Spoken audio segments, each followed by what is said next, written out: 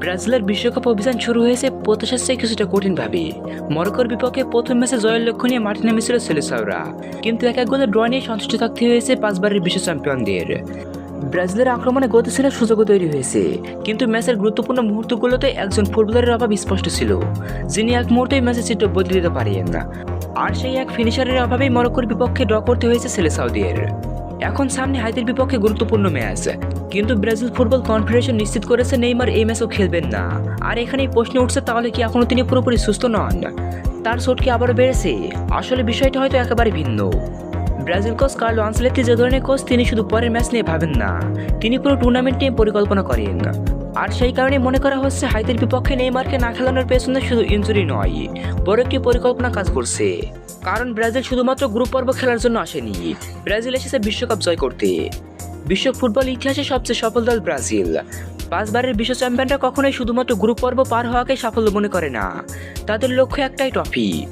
আর trophy জিততে হলে সবচেয়ে গুরুত্বপূর্ণ খেলোয়াড়দের সঠিক সময় সঠিকভাবে ব্যবহার করতে হয়। আনচেলত্তি খুব ভালো করে জানেন শতভাগ ফিট নেইমার ব্রাজিলের জন্য কতটা গুরুত্বপূর্ণ। শুধু গোল করার জন্যই নয়, পুরো দলের খেলার ছন্দ নিয়ন্ত্রণ করার জন্য নেইমারের বিকল্প খুঁজে পাওয়া কঠিন। নেইমার যখন মাঠে থাকেন, তখন প্রতিপক্ষের 2 থেকে 3 জন খেলোয়াড় তাকে সামলানোর জন্য ব্যস্ত থাকেন। ফলে ভিনিসিয়াস জুনিয়র, রাফিনাদের মতো গতিময় উইকেটদের জন্য বাড়তি জায়গা তৈরি হয়। ব্রাজিলের আক্রমণ আরও ভয়ঙ্কর হয়ে ওঠে। তাই আনচেলত্তি হয়তো ভাবছেন এখন ঝুঁকি নেওয়ার কোনো দরকার নেই। নেইমার ধীরে ধীরে অনুশীলনে ফিরছেন, তার ফিটনেস আগের চেয়ে ভালো হয়েছে। কিন্তু অনুশীলন আর ম্যাচ এক জিনিস নয়। ম্যাচের গতি, চাপ, ট্র্যাকল এবং শারীরিক লড়াই সম্পূর্ণ ভিন্ন।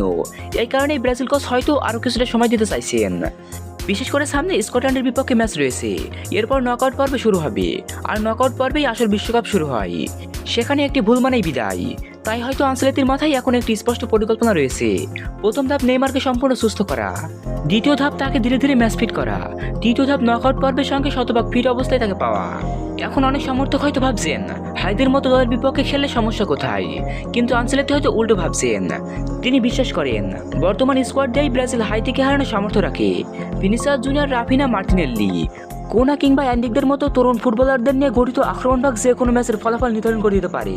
তাই এমন ম্যাচে নেইমারকে বিশ্রাম দিয়ে সামনে আরও বড় লড়াইয়ের জন্য প্রস্তুত রাখাই হচ্ছে তার লক্ষ্য। আনচেলত্তি নেইমারকে নিয়ে এমন একটি মাস্টার প্ল্যান তৈরি করছেন, যেখানে আজকের চেয়ে আগামীকাল বেশি গুরুত্বপূর্ণ। কারণ ব্রাজিল এখানে শুধুমাত্র গ্রুপ পর্ব খেলার জন্য আসেনি, ব্রাজিল এসেছে 6ষ্ঠ বিশ্বকাপ জয়ের স্বপ্ন নিয়ে। আর সেই স্বপ্ন পূরণ করতে হলে পুরো টুর্নামেন্ট জুড়ে দরকার একজন ফিট নেইমারকে।